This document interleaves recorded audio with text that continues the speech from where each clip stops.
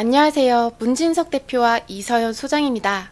오늘의 재개발 지역은요, 평소와는 다르게 강남 인근으로 살펴보겠습니다. 제가 말씀드릴 지역은 지금의 서울시장인 오세훈 시장이 취임하고부터 거듭해서 강조하는 개발 방향에 있습니다. 개발 방향은 두 가지로 크게 나뉘어져요.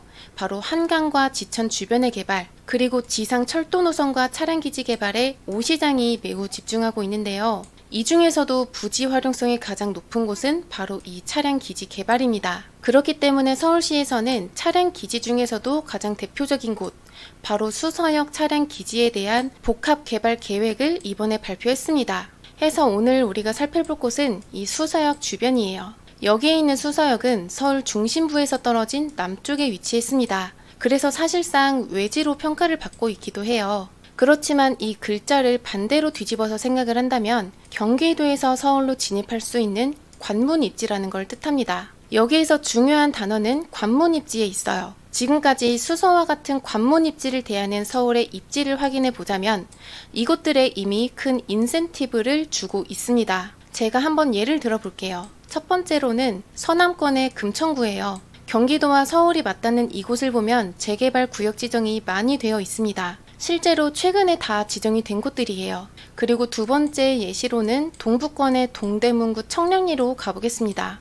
여기 있는 청량리는 대표적인 관문 입지이기 때문에 나중에는 여기 열차가 14개 노선이나 정차를 할 거예요. 그리고 이곳에는 GTX B와 C도 포함이 되어 있어요. 그리고 구역 지정 면에서도 청량리가 시흥보다도 훨씬 더 많이 되어 있죠. 지금 이 영상에서는 청량리역이 여기 있고요. 그리고 청량리의 재개발 지역도 보입니다. 향후에 이 일대가 재개발이 되면 여기에 있는 65층 아파트처럼 멋진 고층 아파트로 들어설 거예요. 그래서 여기까지 보신 것처럼 금천구와 청량리는 수서와 같은 관문 입지이기 때문에 개발 압력도 상당히 높습니다. 실제로 올해 처음으로 모아타운이 지정된 곳도 금천구였어요. 그리고 이번에는 동남권의 관문 입지를 담당하고 있는 수서역에 인접한 지역, 수서와 문정을 보겠습니다. 수서와 문정은 정비사업에 좀 더 중점을 둔 금천구나 청량리와는 다르게 우측에 있는 이 문정동 일대의 업무지구 개발이 먼저 진행됐어요. 문정동에서 여기 위치한 동부지방법원은 예전에는 광진구에 있었어요. 그러다가 2017년에 이곳으로 이전을 했는데요. 그 덕분에 5만 명이 넘는 일자리를 가진 법조타운이 이곳에 형성된 거죠.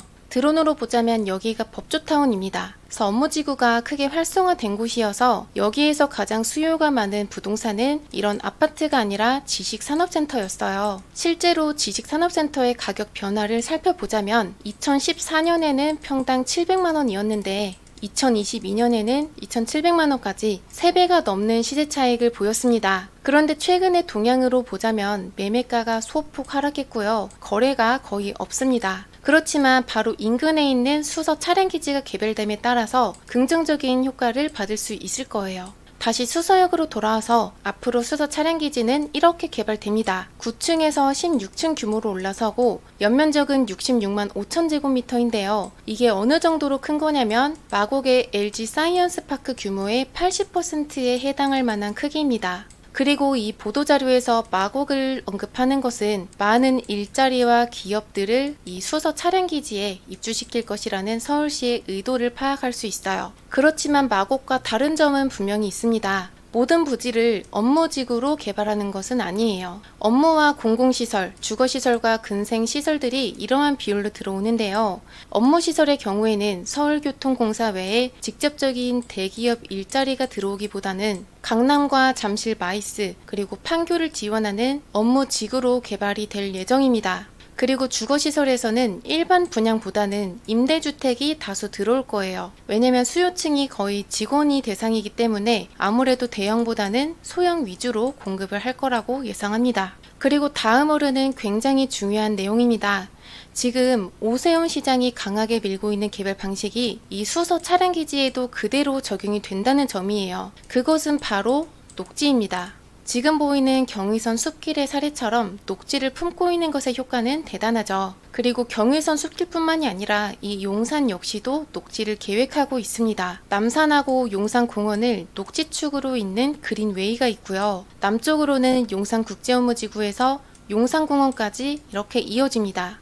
이 녹지축은 최근에 발표된 내용이에요. 그래서 지금 말씀드리는 것은 이러한 녹지축이 수서 차량 기지에서도 앞으로 개발된다는 것입니다. 그래서 지금까지 말씀드린 이 수서 차량 기지의 개발도 거대한 호재인데요. 여기서뿐만 아니라 이 수서역을 통과하는 열차들도 굉장합니다. 현재 이 수서역에 다니는 열차는 3호선과 수인 분당선, SRT가 있고요. 향후에는 가장 핵심 노선인 GTX-A까지 들어옵니다. 거기다 위례와 과천을 잇는 위례 과천선, 수서와 경기도 광주를 잇는 수강선까지 전체 6개 노선이 여기에 계획이 되어 있어요. 그래서 보시는 것처럼 여기 있는 수서와 문정은 수서역을 끼고 교통이 매우 편리해지는 지역입니다. 이 일대는 앞으로는 강남권의 대표 역세권과 같이 수많은 일자리를 가진 곳으로 앞으로 발전할 거예요. 그리고 다음으로는 여러분들께서도 많이 좋아하시는 내용입니다. 본격적으로 개발이 되는 이 일대에서 과연 어떤 곳에 들어가면 괜찮을지, 또 내 돈이 얼마 들어가는지까지 한번 살펴보도록 하겠습니다. 수서역처럼 거점을 잡고 개발되는 곳의 주변 지역은 다른 곳보다 개발 속도 면에서 큰 차이를 보입니다. 많이 빨라요.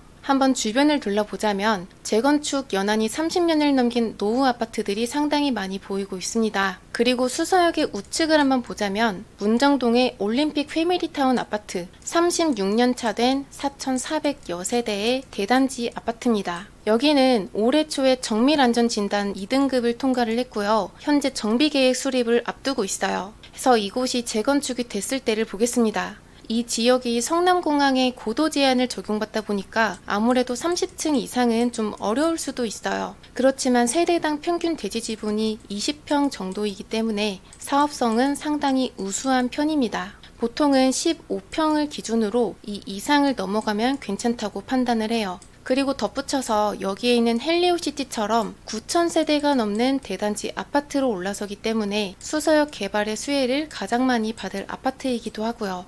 그리고 금액적인 부분에서도 향후 신축이 됐을 때 그 시세를 충분히 기대할 수 있습니다. 참고로 올림픽 패밀리타운의 시세는요, 헬리오시티와 마찬가지로 작년 말부터 13억대까지 하락을 했는데요. 최근에는 그래도 15억까지는 다시 회복을 한 상태입니다. 이번에는 수서역의 바로 위쪽을 보겠습니다. 한아름 아파트와 삼익 아파트, 신동아가 있는데요. 그런데 이곳들의 용적률은 이미 200%가 넘어가는 데다가 세대당 평균 대지 지분도 높지 않기 때문에 사업성 자체가 사실 좋은 곳은 아니다 라고 판단하고 있습니다. 그리고 여기에서 조금 더 왼쪽으로 고개를 돌려볼게요. 여기 또 다른 아파트 단지가 나옵니다. 여기는 위아래로 이렇게 나뉘어져 있는데 위쪽 아파트는 사업성이 낮은 편이지만 여기 있는 아래쪽은 굉장히 사업성이 우수한 편이에요. 한솔과 상록수와 가람 아파트는 평균 대지 지분이 25평입니다. 그래서 올림픽 패밀리타운보다도 높은 사업성을 보이죠. 다만 여기서 아쉬운 점으로는 용도 지역이 제2종 7층 이하인데다가 여기서 고도 제한도 있습니다. 그렇지만 조금 더 시간이 지난다면 이런 부분들은 충분히 해결될 거라고 예상을 하고 있어요.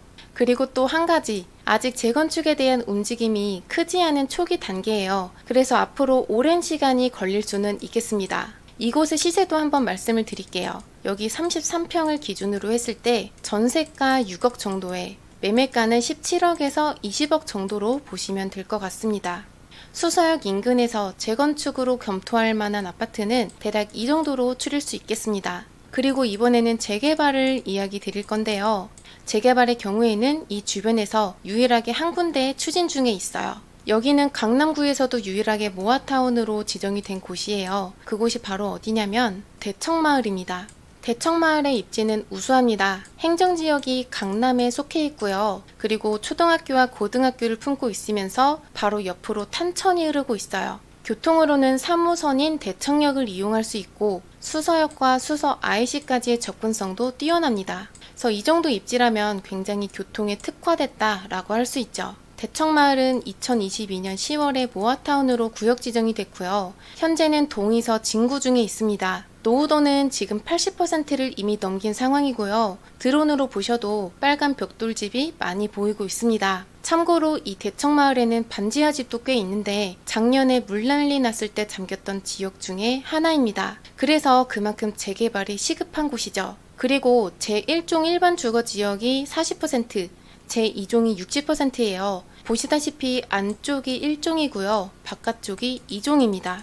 아무래도 1종은 용적률이 낮잖아요. 그렇기 때문에 아파트를 여기 짓기 위해서는 적어도 2종으로 종상향을 해야 되는데요. 용적률이 높아지는 대신에 임대주택의 비율도 늘어난다는 단점이 있다는 것까지 기억을 하시면 될 것 같습니다. 그리고 이제부터는 내가 여기에 진입하기 위해서는 내 돈 얼마가 필요한지도 알아보겠습니다. 대지집은 7평 정도의 투룸 기준으로 알아볼게요. 매매가는 8억대 정도, 전세가는 3억대 정도입니다. 그래서 내 초기 투자금은 4억대에서 5억대 정도가 필요합니다. 그리고 향후에 이 대청마을에 신축 아파트가 올라서게 된다면 그때의 시세는 옆 동네에 있는 개포의 아파트 시세를 어느 정도는 따라갈 거라고 예상합니다. 드론으로 보자면 여기가 대청마을이고요.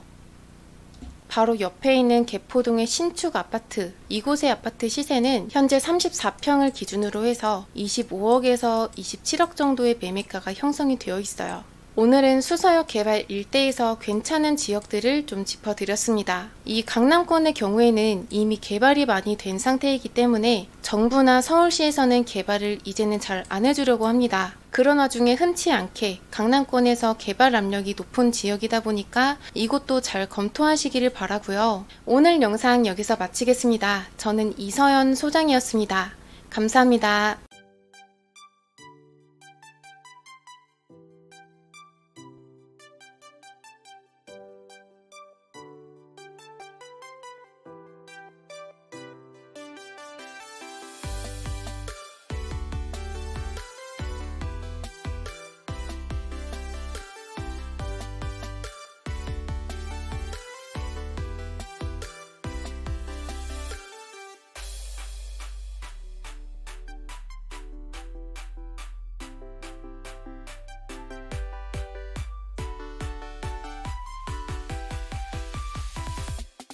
Yeah.